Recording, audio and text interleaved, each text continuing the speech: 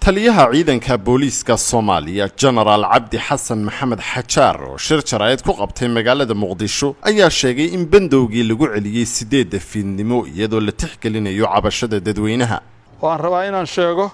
waxa dadku badidoodu ka soo jeediyeen muxuu ahaa inay ku filayn waqtigii dawladdu qabatay oo ahaa muxuu ahaa in muxuu ahaa toddobada la soo hormariyay hal saac in la soo hormariyay bandowga markaan magaalada iyo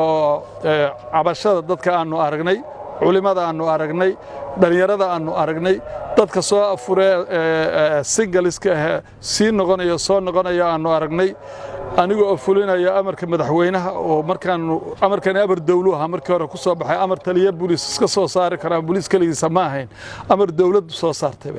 haddana annagoo fulinayna amarka madaxweynaha oo aniga iyo gudoomiyaha gobolka Hiiraan noogu yeeray bandowgii waxaa lagu celiyay 2 saac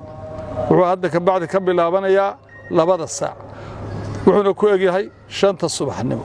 taliyaha booliiska Soomaaliya ayaa sheegay in askarigii dilka geystay la xiray taliyihii saldhigga degmada Boondeerana xilka laga qaaday. ugu dul qaadanayo malaha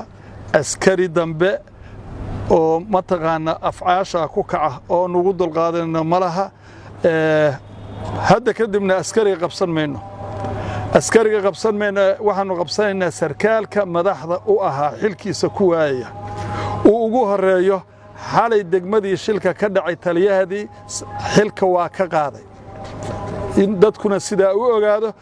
kii dilka geystana waa xiran yahay taliyihiina xilkii waa laga qaaday taa waxaanu samaynaynaa inaanu ummadda u sheegno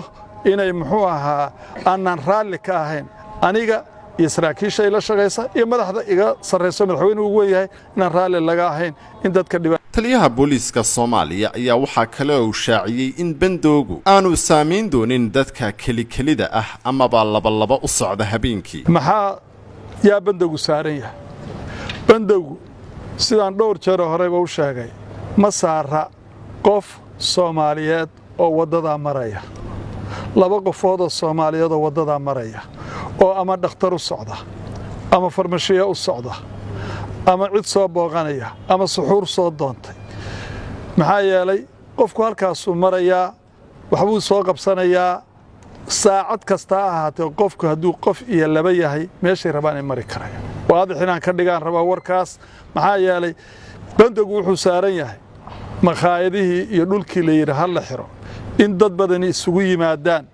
aroos qabsadaan meel isugu yimaadaan meel soo wada fadhiistaan maqaayad horta ka sheekaysan oo badan oo cudurku ku faafayo kaasa bandowgu saaran yahay bandowgu ma saara qof muxuu ahaa wada maraya ama wax doonanaya maxaa yeelay annaka aan farmashiya furaado annaka aan supermarket ku ha furaado annaka aan isbitaalka furaado dadku yay u furan yihiin haddaan 5 saac 6 saac 7 saac qof walba markuu rabo uu sanaadi karayo yuu furan yahay marka ciidanka booliiska iyo ciidamada oo dhan waxaan rabaa inaan mar labaad u sheego inaan dadka xaafadahooda hor fadhiya iyo dadka laba ama hal u socday wadada maraya aan la dhihin xagee u socotaan. dhinaca kale gudoomiyaha gobolka Banaadir Cumar Filish ayaa dhalinyarada ugu baaqay joojinta burburinta danta guud xilliyada dibadbax aqbali karin aan doonaynaa inay ka waantoobaan dhalinyarada Soomaaliyeed inay wax burburiyaan oo waxa ay burburinayaan ay tahay ayagu wixii ay annaga naga dhaxli lahaayeen waxyaabaha ay naga dhaxlayaan qof walba hantidiisa gaarka isaga iska leh laakiin waxaa jira